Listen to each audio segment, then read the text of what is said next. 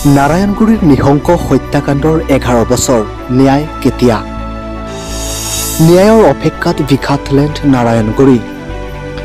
2 মে 2014 আজিৰ দিনটো হালবাৰী মহকুমাৰ অন্তৰ্গত নাৰায়ণগুৰি ইতিহাসত অন্ধকাৰময় দুঃস্বপ্নৰ দিন।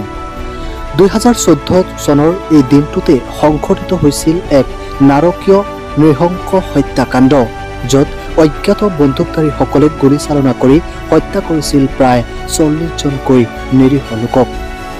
এই বিভীষিকাময় দিনত গাঁওখনৰ সাধাৰণ জীৱন মুহূৰ্ততে পৰিণত হৈছিল মৃত্যুৰ উপত্যকাত।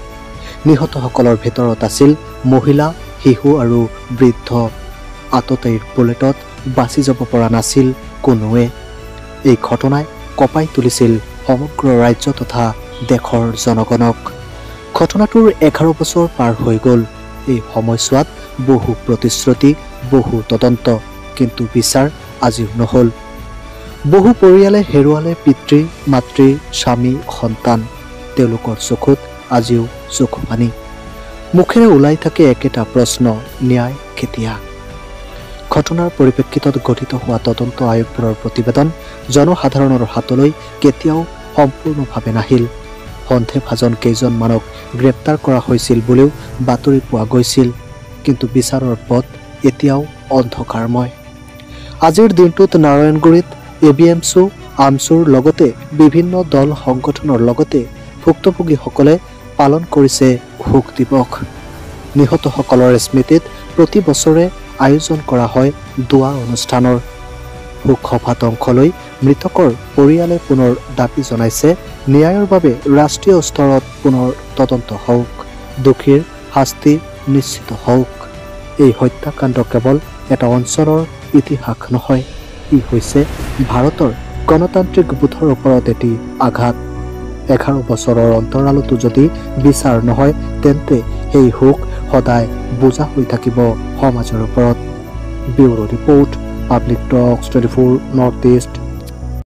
চাওক, আজি লজ্জাজনক কথা হৈ পৰিছে। বিশ্বৰ বুকুত এইটোৱে নজিৰবিহীন ঘটনা বুলি ক'ব লাগিব।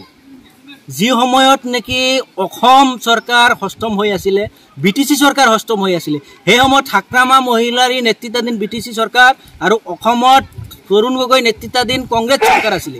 আৰু সেই সময়ত 2014 চনত আজিৰ দিনটোত অৰ্থাৎ 2 মে তাৰিখে বাক্সা জিলাৰ হালবাৰী মহকুমাৰ অন্তৰ্গত 1 মে তাৰিখে নচিংবাৰীত 3জনকৈ মানুহক হত্যা কৰা হৈছিলে আৰু 2 মে তাৰিখে ননকে খাকৰাবাৰী নাৰায়ণগুৰিত 38জন মানুহক হত্যা কৰা হৈছিলে। কিন্তু 11টাকৈ বছৰ অতিক্ৰম কৰিলে। 11টাকৈ বছৰ অতিক্ৰম কৰাৰ পিছতো আজিলৈকে ভুক্তভোগী পৰিয়ালে কোনো ধৰণৰ ন্যায় নাপালে। তেওঁলোকে উপযুক্ত ক্ষতিপূৰণৰ তেওঁলোকে নাপালে। আমি বিভিন্ন দল সংগঠনে বিভিন্ন সময়ত আমি দাবী উত্থাপন কৰি আহিছোঁ। সেই সময়তো আমাক চৰকাৰে প্ৰতিশ্ৰুতি দিছিলে, হাগ্ৰামা মহিলাই ডাঙৰীয়াই প্ৰতিশ্ৰুতি দিছিলে, তৰুণ গগৈ ডাঙৰীয়াই প্ৰতিশ্ৰুতি দিছিলে, কিন্তু সেই প্ৰতিশ্ৰুতি হৈয়ে থাকিল। চৰকাৰে কোনো ধৰণৰ সেই সময়ত ব্যৱস্থা নকৰিলে। তাৰপিছত অসমত BJP চৰকাৰ আহিলে, BTADত প্ৰমোদ বড়ো নেতৃত্বাধীন UPPL চৰকাৰ আহিলে। তেওঁলোকৰ ওচৰতো আমি দাবী উত্থাপন কৰি আহিছোঁ কেইবা বছৰ ধৰি। তেওঁলোকেও কিন্তু আমাৰ দাবীৰ প্ৰতি কোনো ধৰণৰ সঁহাৰি তেওঁলোকে গুৰুত্ব আৰোপ কৰা নাই।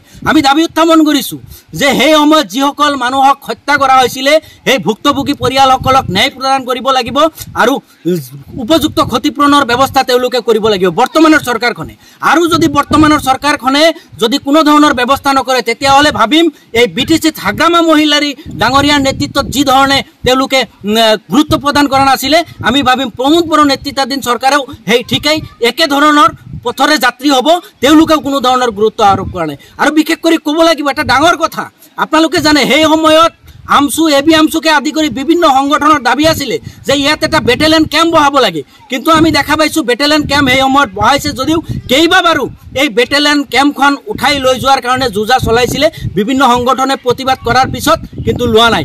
আমি দেখা পাইছোঁ, আজিও আমি বেটেলিয়ন কেম্পত সোমাইছিলোঁ, আমি দেখা পালোঁ এই বেটেলিয়ন কেম্পত মাত্ৰ 6জন তেওঁলোকে বেটেলিয়ন দি থৈছে। আৰু এই 6জন বেটেলিয়নে তেওঁলোকে আৰু ৰাইজৰ কি নিৰাপত্তা দিব? তেওঁলোকৰ নিজৰে নিৰাপত্তা নাই। চাওক, আপোনালোকে দেখা পাইছে বাউণ্ডাৰী ৱালৰ কোনো ব্যৱস্থা নাই। দাবীৰ মাজত তেওঁলোকৰ কেম্পখন অৱস্থিত। তেওঁলোকৰ কোনো ধৰণৰ তেওঁলোকে যে পাৰাপাৰ হ'ব, নদী এখন আছে, এই নদী পাৰাপাৰ হোৱাৰ কাৰণে কোনো ধৰণৰ তেওঁলোকৰ নাৱৰ কোনো ধৰণৰ ব্যৱস্থা নাই। পাব্লিক নাৱত তেওঁলোকে অহা যোৱা কৰিব লাগে। তেওঁলোকেও দুখ প্ৰকাশ কৰিছে।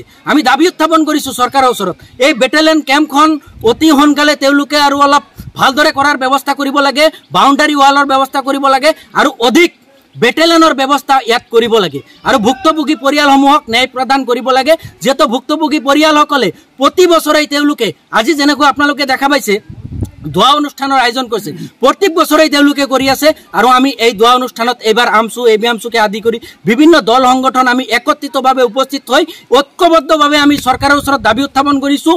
পুনৰাই দাবী উত্থাপন কৰিছোঁ, ভুক্তভোগী পৰিয়ালসকলক ন্যায় প্ৰদান কৰিব লাগে আৰু উপযুক্ত ক্ষতিপূৰণ যিখিনি দিয়াৰ কথা আছিলে উপযুক্ত ক্ষতিপূৰণৰ ব্যৱস্থা কৰিব লাগে। নহ'লে অনাগত দিনত হাগ্ৰামা মহিলাৰীৰ যেনেকুৱাকৈ পতন হৈছে, BTADত UPPL চৰকাৰ বৰ্তমান প্ৰমোদ বড়ো নেতৃত্বাধীন চৰকাৰৰ কিন্তু পতন হ'বলৈ কিন্তু বেছি সময় নালাগিব। যাৰ কাৰণে বৰ্তমানৰ চৰকাৰক আহ্বান জনাইছোঁ, যাৱতীয় ব্যৱস্থা তেওঁলোকে কৰিব লাগে। হয়, আজি আমি ননকে খাগ্ৰাবাৰীত আহি all BTR minority student union ABMCৰ পৰা আহি উপস্থিত হৈছোঁ। আমি ইয়াৰ পৰিৱেশ চালোঁ। এটা কথা মনত পৰিলে আমাৰ গাৰ নোম শিয়ৰি উঠে।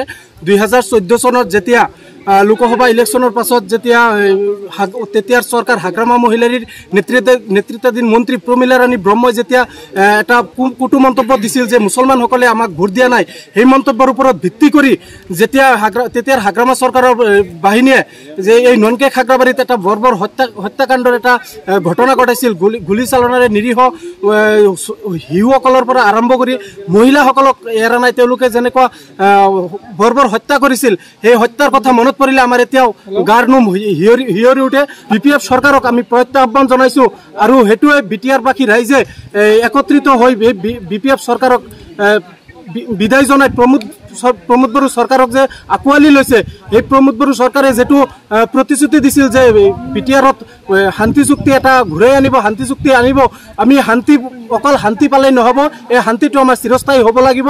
আমি প্ৰমোদ বড়ো ডাঙৰীয়াক আহ্বান জনাইছোঁ, এই যিটো ননকে খাগ্ৰাবাৰীৰ ঘটনাৰ যিটো হত্যাকাৰীসকলক অতি শীঘ্ৰে দৃষ্টান্তমূলক শাস্তি দিব লাগে আৰু যাৱজ্জীৱন জেল হাজতলৈ নিব লাগে।